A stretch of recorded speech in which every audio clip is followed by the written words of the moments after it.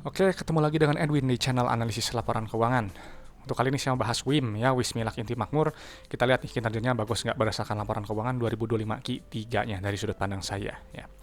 Oke, teman-teman kalau punya analisis yang lebih lengkap atau lebih akurat, boleh sharingkan aja langsung tulis di kolom komentar ya. Nanti saya pin supaya teman-teman yang lain juga bisa baca. Oke, kita langsung aja ke analisis ya, WIM.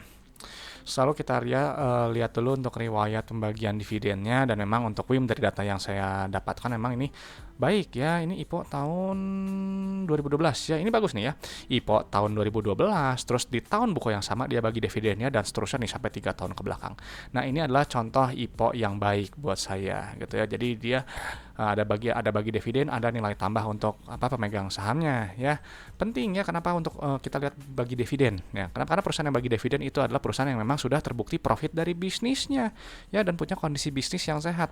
Jadi kalau perusahaan nggak bagi dividen gitu, saya selalu sampaikan berarti perusahaan tersebut ya kalau mungkin cuman untung di atas kertas saja, atau ada masalah sama bisnisnya, atau mungkin cuman memperkaya owner perusahaannya aja ya, yang biasanya merangkap sebagai komisaris dan direksi gitu. Jadi carilah perusahaan yang pro kepada pemegang saham. Salah satunya bisa dilihat dari pembagian dividen ya. Jadi ini baik, saya rasa kita bisa lihat lebih lanjut ya untuk WIM, Wismilak. Oke. Satuannya rupiah penuh. Kita lihat untuk posisi kas tarakasnya dulu ya. Kenapa kita harus lihat kas tarakas? Karena kas tarakas ini adalah jumlah uang yang ada di dalam perusahaan ya, jumlah uang yang dimiliki perusahaan. Nah, ini punya fungsi ya untuk bayar operasional, ekspansi, dan juga untuk bayar pinjaman ke bank. Jadi nilainya jangan terlalu sedikit, karena kalau terlalu kecil kita bisa jadi perusahaan agak ada kesulitan dalam membayar operasionalnya, ekspansinya, atau mungkin bayar pinjaman ke banknya ya. Dan untuk posisi kas tarakasnya ini memang dia turun 46 miliar ya, turun 11%. Nanti kita cek detailnya di laporan arus kasnya. Kita loncat dulu ke ekuitas dulu ya. Kita lihat ekuitas di sini. Nah, yang ini ya. Saldo labanya dulu ya. Kenapa kita harus lihat saldo laba gitu ya? Karena saldo laba ini adalah total akumulasi keuntungan yang telah dihasilkan perusahaan dari semenjak perusahaan ini pertama kali berdiri sampai sekarang 2025 Q3 ya. Dan untuk si WIM nih, dari dulu pertama kali berdiri sampai sekarang 2025 Q3 itu telah menghasilkan total profitnya sebesar 1,5 triliun di luar dividen yang telah dibagikan ya. Jadi ini perusahaan yang baik, saldo labanya positif, dia bisa bagi dividen. Karena kalau negatif atau defisit, perusahaan itu nggak akan bisa bagi dividen ya, artinya rugi melulu dan termasuk kategori perusahaan bermasalah kalau buat saya. Perusahaan bermasalah, harganya naik berkali-kali lipat, saya tidak akan tertarik ya.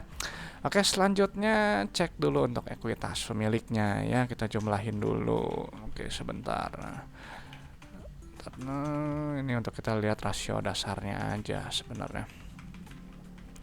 Oke, ini kita lihat untuk rasio saldo laba terhadap modal awalnya ini 3 ya. Jadi si WIM-nya telah profit 3 kali modal awalnya ya. Jadi contohnya modal 1 miliar telah profit ya 3 miliar di luar dividen ya. Ini bagus sekali, udah nilainya di atas 1. Dan juga untuk PBV ya, perusahaan yang baik. Seperti saya rasa wajar ya diharganya premium di PBV 2 kali. Lalu untuk kinerja laba ruginya, kita lihat pendapatannya dulu ya, harus selalu kita lihat karena pendapatan ini adalah pos keuangan yang menunjukkan pertumbuhan perusahaan.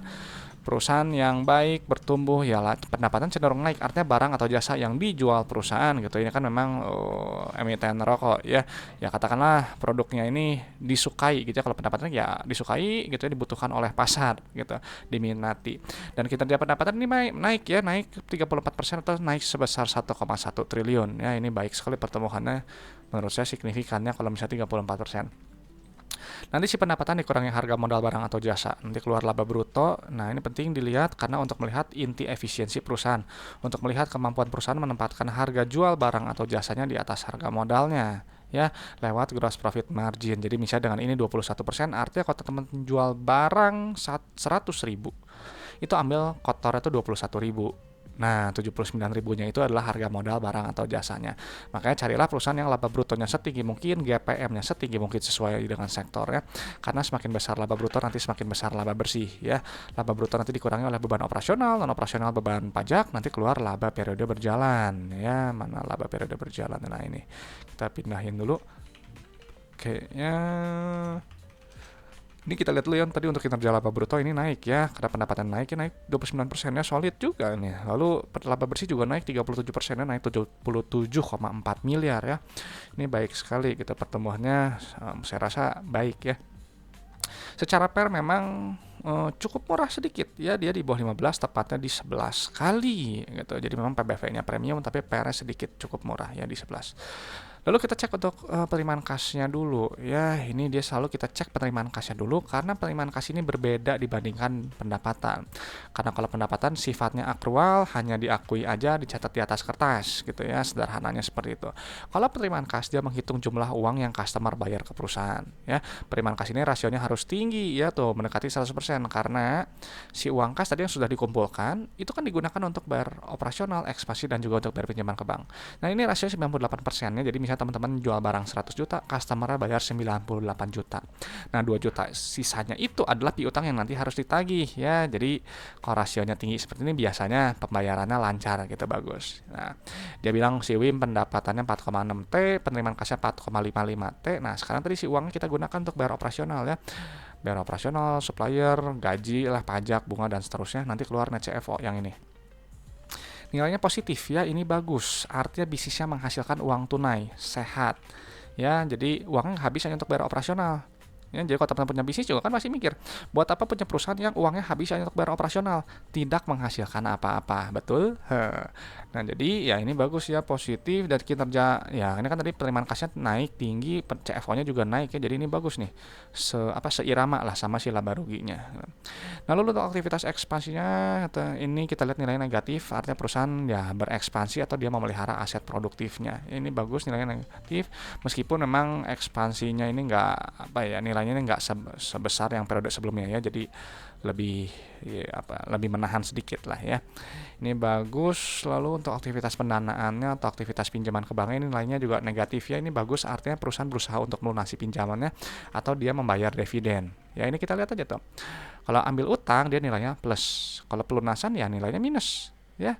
Pelunasan minus. Tuh, bayar dividen minus ya, jadi yang bagus seperti ini.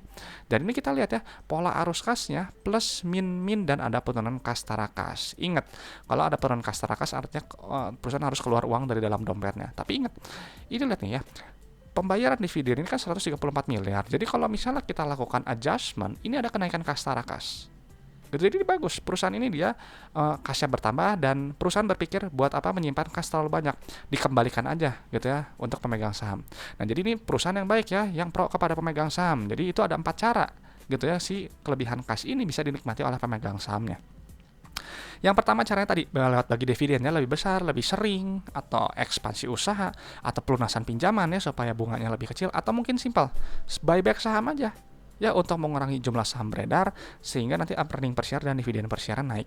Ya, jadi ini 4 cara tersebut memperkaya pemegang sahamnya ya, dan ini sudah dilakukannya 3-nya kecuali buyback saham gitu. Jadi perusahaan yang sangat-sangat baik ya, sehat gitu secara arus kas baik. Lalu untuk resiko bisnis secara liquidity dan solvensinya kita balik lagi ke atas. Ini kita lihat dulu aset lancarnya, dipindahkan dulu ya. Jangka pendek ya, oke sebentar.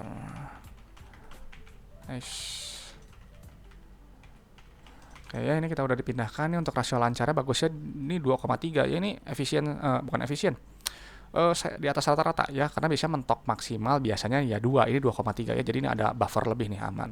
Rasio kas memang tampak lemah ya di 0,3, tapi ingat ini pelunasannya lancar semua gitu ya, jadi kas ini dia efektif gitu ya, dia kasnya nggak terlalu banyak, bisa diputer gitu ya, pembayarannya tadi lancar, baik, laporan arus kasnya sehat, jadi nggak masalah ya untuk rasio kasnya di 0,3. Lalu untuk short term debt-nya ada utang bank jangka pendek ya, ini kita pindahkan dulu, ditambah dengan utang bank jangka panjangnya ya. Saya rasa ini cuma 2 ya, jangka pendek sama yang jangka panjangnya. Ini dijumlah dulu sebentar. Nah, ini kita lihat ya, ini tampaknya bagus gitu. Kenapa? Ya, karena rasio kas terhadap short term debt ini 1,36 ya, jadi uang di dompet 364 miliar, utang depan mata yang harus lunas kurang dari setahun 267 miliar, bisa dengan mudah langsung dilunasi dan ada sisa ya, jadi ini bagus secara liquidity, ini sangat baik ya, posisinya solid, kuat, dan tadi bisnisnya juga ini didukung juga sangat-sangat baik ya. Lalu untuk long term debt-nya gitu ya, kita pindahin DR-nya dulu yang ini. Jadi tadi memang untuk short term debt ini sih rendah resiko saya rasa ya, karena kan posisinya kuat ya. Nah, ini untuk solvensinya DR-nya masih rendah ya di 0,63. Lalu untuk long term debt-nya paling ambil yang utang bank jangka panjang aja. Bentar ya, sebentar Bang ya. Ya, ini kita lihat ya. Long term debt to equity ini rendah sekali ya di 0,03. Ya, jadi kalau bisa secara sekilas ini memang operasional baik, liquidity kuat gitu ya, solvabilitas juga ini sehat ya. Jadi ini rendah resiko untuk jangka pendek, jangka panjang ya. Tinggal masalah dari valuasi aja. Nah, jadi setelah dipindahkan data-data keuangannya, WIM perusahaan yang saya rasa baik ya, sehat 3 tahun ke belakang bagi dividen, ada nilai tambah untuk pemegang sahamnya. Ya, ini baik, satu labanya positif ya, telah profit 3 kali modal awalnya. Namun ya PBV premium ya, wajar di 2,07, per sedikit cukup murah di 11 kali ya, meskipun masih di atas 10. Secara pola arus kas bagusnya plus min min, dan ada kenaikan kas tara kas setelah melakukan adjustment dividen. Dan untuk liquidity ini solid sekali ya, kuat, solvensi juga rendah resiko. Jadi ya saya rasa WIM rendah resiko ya gitu, sehat juga secara bisnisnya, secara laporan keuangannya juga gitu. Tinggal tadi masalah murah atau mahal ya penilaian sendiri aja ya, nilai masing-masing aja. Jadi mungkin itu aja sih pendapat saya untuk WIM ya. Jadi nggak tahu nih, menarik nggak WIM? Sharing aja di kolom komentar ya. Dan teman-teman harus saya selalu diingatkan kembali ya, kalau analisis laporan keuangan itu hanyalah sebagian kecil dari fundamental. Hanya menilai kinerja masa lalu sampai 2025 Q3 ya. Jadi untuk Q4 berjalan, tahun ini gimana, tahun depan gimana, ya itu silahkan ya teman-teman proyeksikan sendiri apakah masih bagus atau enggak. Dan sekali lagi saya hanya bahas kinerjanya berdasarkan ini ya, kinerja ya, laporan keuangan yang ada, nggak bahas harga saham ya. Jadi kalau harga saham saya kembalikan aja ke market gitu ya. Lalu juga untuk valuasi ya, silakan teman-teman kalau punya metode valuasi yang lebih baik silakan gunakan gitu ya, karena di sini cuma bahas lewat PER dan juga PBV ya, PBV dan PER. Oke, terima kasih udah menyimak. Kalau ada pertanyaan, ada request, langsung tulis di kolom komentar ya, supaya nanti bisa saya bahas gitu. Oke, semoga bermanfaat. Semoga sharing dari saya ini bisa memperkaya pandangan teman-teman dalam menilai suatu perusahaan ya. Saya Edwin dari channel analisis laporan keuangan. Sampai jumpa di video-video berikutnya.